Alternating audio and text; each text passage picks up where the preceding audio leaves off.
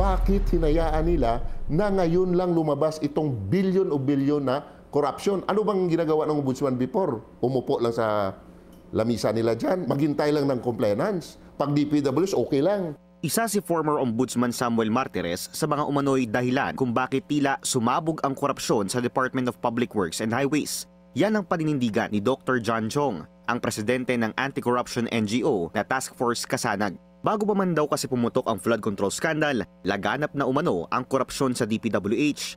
Ayon kay Chong, 2022 pa lang, lumapit na sila sa Office of the Ombudsman para ihabla sina Benguet Representative at Noy House Committee on Appropriations Chairperson Eric Yap, Ako Bicol Party List Representative Zaldico at CWS Representative Edwin Guardiola. Dahil umano yan sa mahigit 50 billion pesos worth of DPWH projects na nakubra lamang daw ng 3 kongresista noong 2021.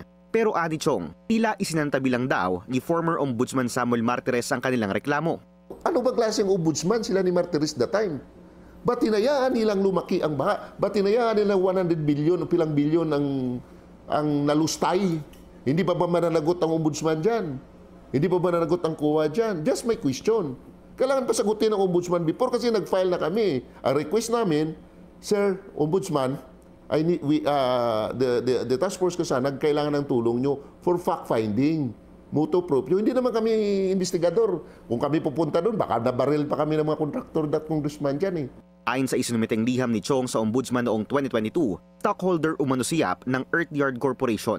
Isinasaad sa liham na importer at supplier daw ng unpatented o fake materials from China ang nasabing kumpanya base raw sa kanilang investigasyon at mga hawak na dokumento. Ayon pa sa liham, Earthyard ang supplier ng mga materyales at majority ng mga umano'y slope protection projects na napunta sa FESCO Incorporated. Ang kumpanyang ito, pagmamay-ari ng isang Robert Inson na ani Chong ay asawa ni Effie Vanessa Yap Inson na kapatid ni Congressman Yap at dati na ring tumakbo bilang 5th nominee ng ACT-CIS Party List noong 2022.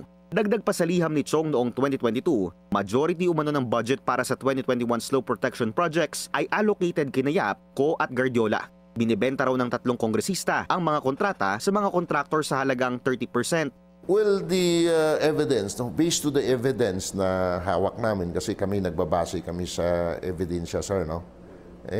Sila naman ang contractor talaga. Sila ang nananalo sa bidding, no? Sila, kanilang contractors ang... Kahit sabihin na natin na ibang contractor po na sa kanila, naka-line sa kanilang project, no?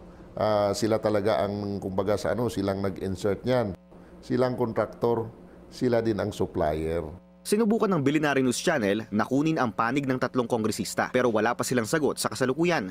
Sinubukan din naming humingi ng paglilinaw sa impormasyong inilahad ni Chong dahil sa pagsusuri ng BNC, 2022 lamang nagsimulang umupo si Guardiola sa Kamara bilang kinatawan ng CWS Party List. Basta sa pagkakalam ko dyan, 2022, congressman na sa CWS. Idinunog din namin ito kay former Ombudsman Samuel Martires. Aniya, hindi umano siya